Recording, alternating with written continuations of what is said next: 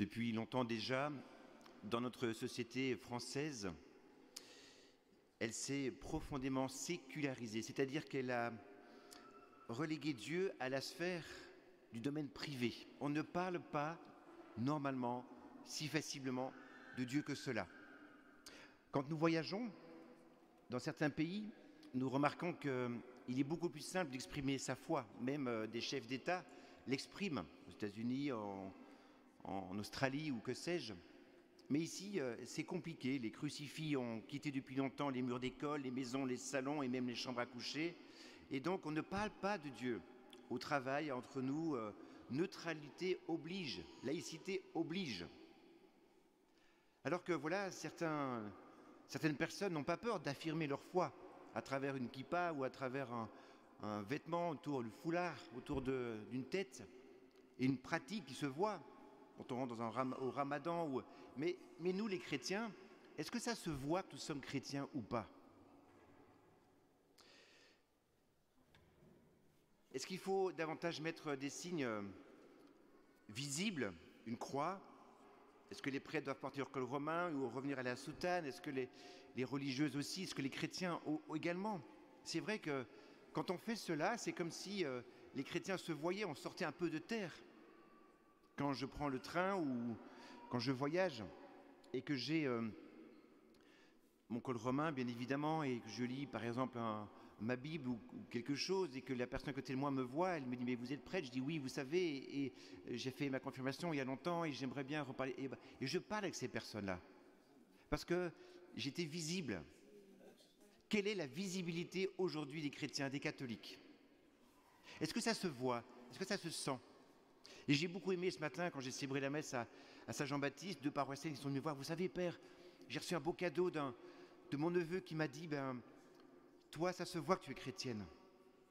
Est-ce que dans notre manière d'être, de faire, de dire, de voir, de se comporter, ça se voit que nous sommes chrétiens ou pas? En fait, j'espère que oui. Et bien souvent, non. Alors, dans cet évangile, Jésus nous donne une réponse. Il nous dit, le signe évident, éclatant de notre appartenance au christianisme, c'est quoi? C'est l'amour. Aimez-vous les uns les autres. Et à cela, on va comprendre que vous êtes des chrétiens. Ce sera un signe lumineux, tangible. Voyez comme ils s'aiment. Alors certes, vous allez me dire, c'est bien beau, mais dans plein d'autres religions, c'est comme ça aussi. On voit bien que certains prônent aussi l'amour, et même s'ils ne sont pas chrétiens. Oui, d'accord, c'est vrai. Mais ce qui définit le chrétien, c'est qu'il se sait aimer de Dieu. En fait, il a pris en pleine face l'amour de Dieu, enfin en plein cœur. Et il a fait cette découverte incroyable de se sentir aimé de Dieu. C'est beau de savoir cela. Je me sens aimé de Dieu. Voilà pourquoi je rayonne. Et ainsi surpris, décontenancé, séduit par cet amour inouï, il va essayer à son tour de le vivre. Et voilà, à ce moment-là, cette source d'étonnement, cette source d'amour va faire en sorte que ça va se voir. Il va diffuser cette onde de l'amour autour de lui. Mais attention, pas n'importe quel amour. Le mot amour est d'ailleurs terriblement dangereux. Chacun peut mettre ce qu'il arrange derrière. Il y a des amoureux qui sont très possessifs. L'autre est aimé comme on aime du chocolat, avec un sentiment épidermique ou un sentiment à l'eau de rose. Non, c'est pas ça l'amour de Dieu. Aimez-vous les uns les autres comme je vous ai aimé. Il y a une petite conjonction de subordination, si mes souvenirs sont bons, le comme, qui dit cette différence et qui est lourd de conséquences. Eh bien, regardons comment le Christ nous a aimés. D'abord, il nous a aimés le premier. C'est pas Dieu, c'est pas moi qui ai choisi Dieu, mais c'est Dieu qui a choisi le premier. Avant que tu ne sortes du ventre de ta maman, je te connaissais, je t'ai consacré, tu es à moi. Et donc, on se sent aimé en premier par Dieu. Et bien de la même manière, celui qui aime dans un couple, une famille, dans une relation ou une paroisse, c'est celui qui aime le premier. Qui ici a dit bonjour le premier à l'autre ce matin? En couple, en famille. Qui s'est dit bonjour ici? Qui revient le premier après une dispute? Qui est le premier qui va céder sa place pour aimer l'autre? Qui, à table, arrête de parler et laisse parler l'autre? Qui aime comme ça le premier? Deuxième manière d'aimer, à la manière du Christ, c'est gratuitement. Dieu ne nous aime pas parce que nous pouvons faire des choses pour lui. Il nous aime gratuitement, inconditionnellement. Il n'y a pas de condition. Il ne nous aime pas plus si nous venons davantage à la messe. Ceci dit, bravo d'être aussi nombreux aujourd'hui à la messe. Mais si vous ne venez pas, Dieu ne va pas vous aimer moins pour autant.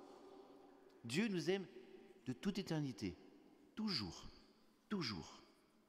Eh bien, de la même manière, celui qui aime dans un couple, une famille, une relation, une paroisse, c'est celui qui aime gratuitement, sans rien attendre en retour. Or, le grand problème des couples, des familles, dans toute relation, c'est qu'on attend énormément en retour. Je t'ai aimé, j'attends que tu m'aimes en retour. Alors on a des grands désirs, on attend tellement de l'autre, et comme ça ne vient pas, je souffre de cela. Mais si je regarde davantage Jésus et Dieu qui aime de manière gratuitement, et de manière à ne pas chercher son intérêt, eh bien ça va m'aider à aimer comme cela.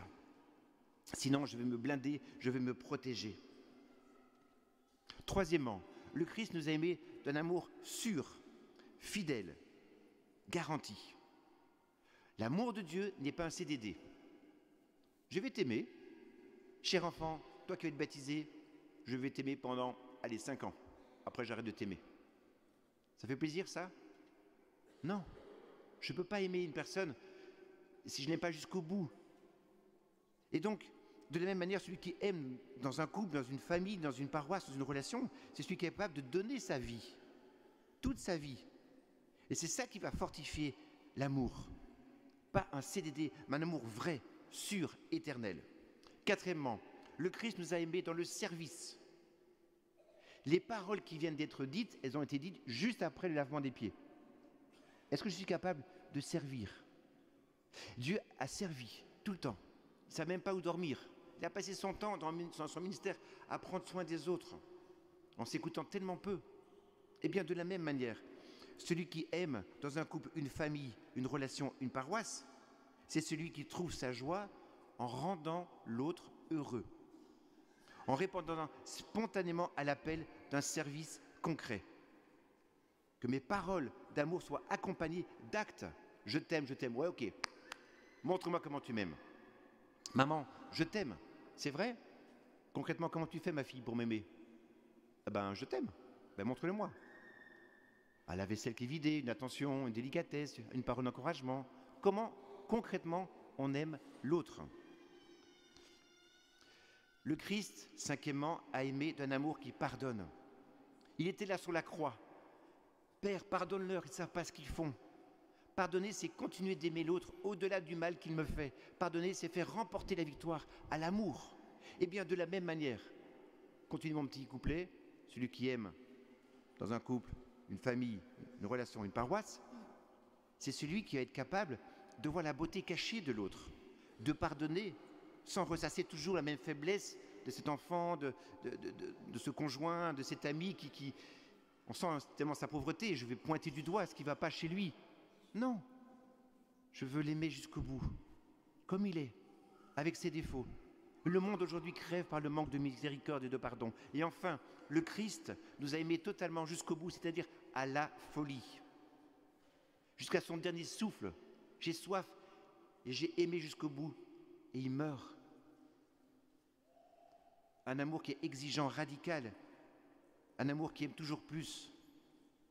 Et le monde moderne ne propose que des couples d'un amour pot-au-feu, un amour prudent, avec séparation, si jamais. Non, je t'aime, je te choisis pour toute la vie.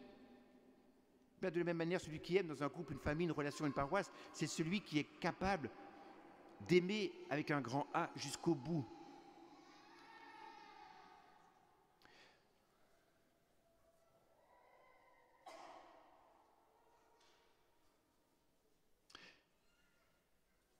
Dans les célébrations que je viens d'avoir, je terminais en disant que, concrètement, comment on aime ici dans cette paroisse? Est-ce que vous êtes salués en disant bonjour? Il y a des nouvelles familles qui sont là, qui présentent leurs enfants. Est-ce qu'on peut leur dire bonjour? Est-ce qu'on peut prendre soin d'eux, soin d'elles? Je suis assez étonné de temps en temps de voir que, en fait, on est entre nous. Et le Christ nous dit aujourd'hui, mais est-ce que ça se voit que tu es chrétien? Dans ces cas-là, prends soin des autres, prends soin de ceux qui sont là. Soyez une église missionnaire, sortez. Et on a un trésor, c'est le Christ, partageons-le aux autres. Et de temps en temps, on ne fait pas cela. On dit bonjour à ses amis, on reste entre nous. Et non, même dans une paroisse comme celle-ci, prenons soin les uns des autres. C'est très beau toutes ces paroles d'aimer. Mais concrètement, comment on fait ici, dans cette paroisse? Eh bien, je vous demande, à la sortie de cette messe, de saluer quelqu'un que vous ne connaissez pas. Et que vous leur dites bonjour, comment t'appelles-tu? Et alors des fois, vous allez faire, ça fait longtemps que vous venez ici? Ben oui, ça fait plus de 15 ans que je suis là, madame. Ah, bah oui, ça fait 15 ans qu'on se fréquente sur le même banc et on ne se voit pas, on ne se connaît pas. Que cet amour soit concret. Et c'est vrai que c'est compliqué, alors demandons la force de l'Esprit Saint qui va nous fortifier, qui va nous faire grandir, qui va nous donner les dons dont nous avons besoin pour aimer jusqu'au bout comme le Seigneur, aimer comme Jésus.